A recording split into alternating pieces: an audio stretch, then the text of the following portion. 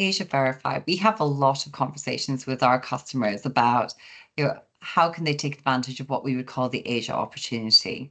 So in a region as diverse as Asia, we see a huge amount of growth. And it's not just the fact that half the world's population resides in Asia, but by the end of the decade, there's going to be half of global GDP.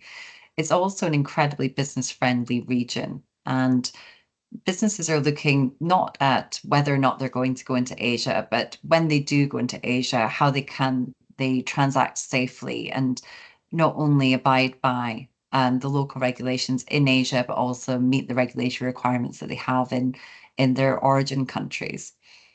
Now, one of the main things that they look to is how they complete know your customer, know your business checks, and understand who they're transacting with when it comes to suppliers and partners in the region.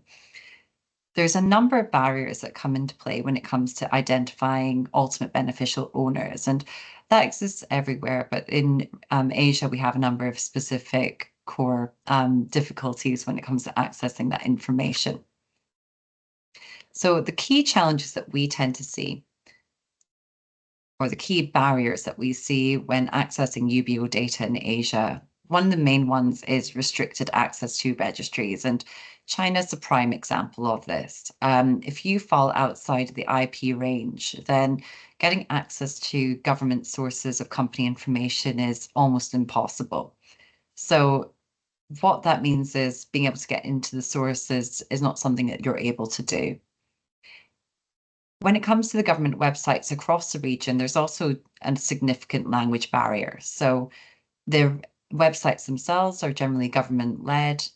They may not be translated into English in any way. So you're just having to figure out how to navigate around a website that's normally a little bit more clunky or a little bit more difficult to access. When it comes to the data that you find there, we still have a lot of unstructured data formats in play. And this means that it may be that shareholder information is held in a separate PDF document to the core company information. There may be change request documents that need to come into play to be able to understand the full picture of a company and who's associated with it. Normally, you also won't have any level of cross-border data for shareholders being held in a national registry, so you may have to go to different sources for that information.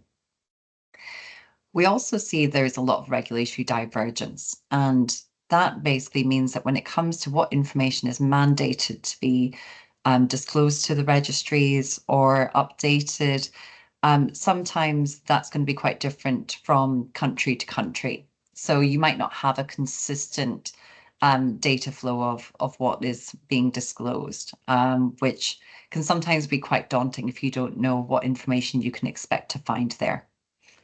There's also, and I definitely find this as a global problem, is there's a lack of publicly available UBO registers. So countries are not necessarily mandating companies to disclose who is sitting above potentially a complex corporate structure and who's ultimately running that company. So that can make it quite challenging. In general, we're seeing quite a lot of positivity around trends going in the right direction. And there's huge commitment on the ground in Asia towards transparency and anti-corruption, and also to aligning with international standards to show that the region is open for business and very business friendly.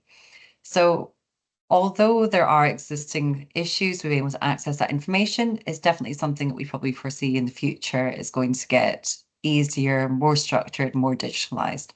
And in the meantime, AsiaVerify is very much here to help and to support businesses who are looking to transact safely with Asia. So if you'd like to find out more about us, or if you'd like to contact our team, please do so. And thank you very much for watching.